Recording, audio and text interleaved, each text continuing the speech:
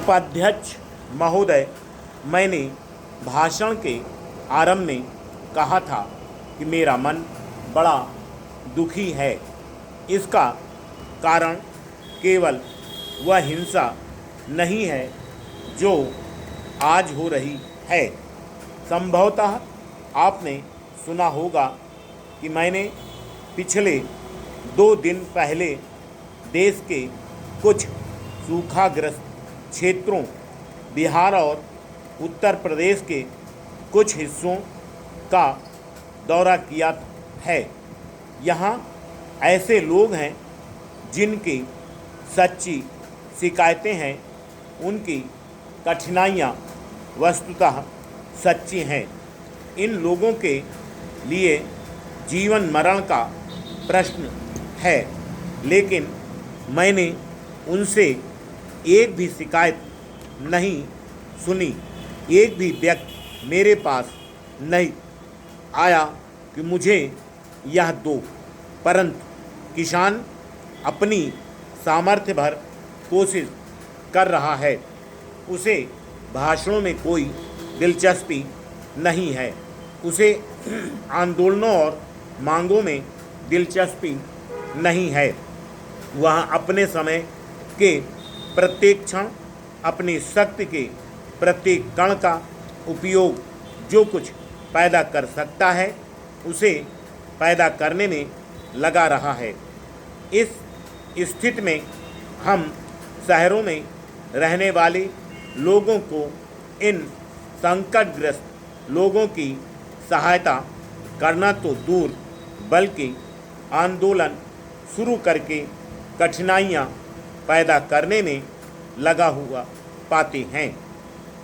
हमारे सामने प्रस्तुत यह सबसे गंभीर संकट है।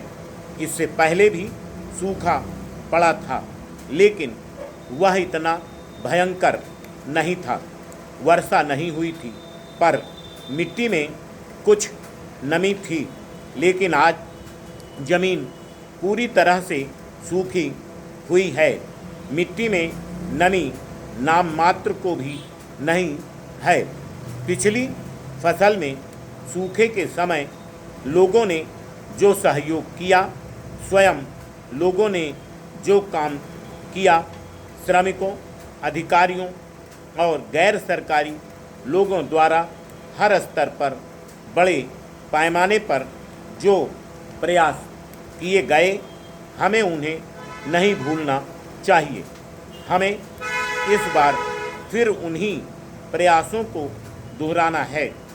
इन कार्यों में उन स्थानों के लोगों का योगदान करना है जो संकट से मुक्त इलाकों में रह रहे हैं।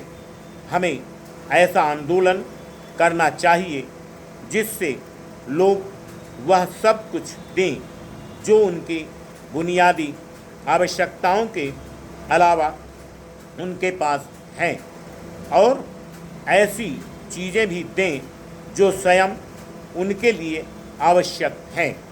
यह कार्य संकटग्रस्त लोगों की सहायता की भावना से किया जाना चाहिए और अनाज तथा अन्य आवश्यक वस्तुएं देनी चाहिए। यह ऐसा समय है जब हमें अपने संकट को रचनात्मक कार्य और उत्पादन के स्थायी साधन बनाने के अवसर में बदल डालना चाहिए। मैं जहाँ कहीं भी गई, मैंने यह बात बल देकर कही है। Full stop.